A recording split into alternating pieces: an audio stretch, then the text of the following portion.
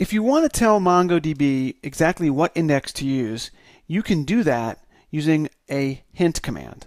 Normally, Mongo makes its own decisions of what index to use based on analysis it's done of various query plans, but you can tell it what to use.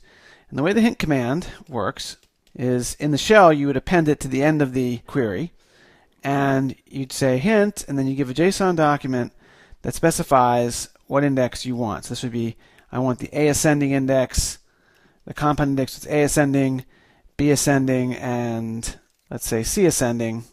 Use that index, please. And if you want the database to use no index and to use the cursor that goes through every single document in the collection, you can hint that you want it to use what's called the natural index. And that is specified with $natural:1 ascending. That's my curly brace. Sorry about that. Now let's see what that looks like in the shell. I have the foo collection again in the test database. It's got 10,000 documents in it. Every one of them has an A, B, and C key, and you can see the pattern of the data here where A is 0, B is 0, C is 0. I've created some indexes already. I'm going to go find those for you. And here they are. You can see there's an index on just A, there's an index on just B, and there's an index on just C. There's also an index on D, and there are no documents with D in it, interestingly enough. So now let's do a find, and if we just do a find and we don't give any hint command, I'll do that first. And this query that I'm using prints out one document. Let's explain that query. We can see that it uses the B-tree cursor A, so it uses the A index, the index on just A. But if we don't like that, we can tell it to, let's say, use no index, and then it'll use the basic cursor and inspect every document, inspects 10,000 documents, kind of slow. Or we can say, you know what, we really want it to use the C index, which is also a fine index.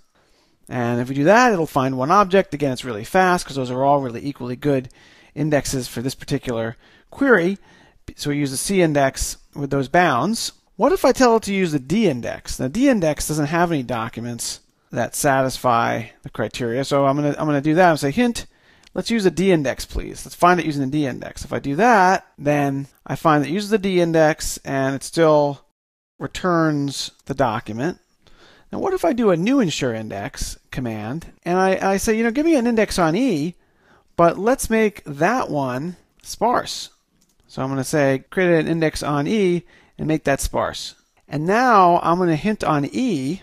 Say I want you to use the E index to satisfy this query. Oh, look at that. I actually get the wrong answer. All of a sudden I've got no document.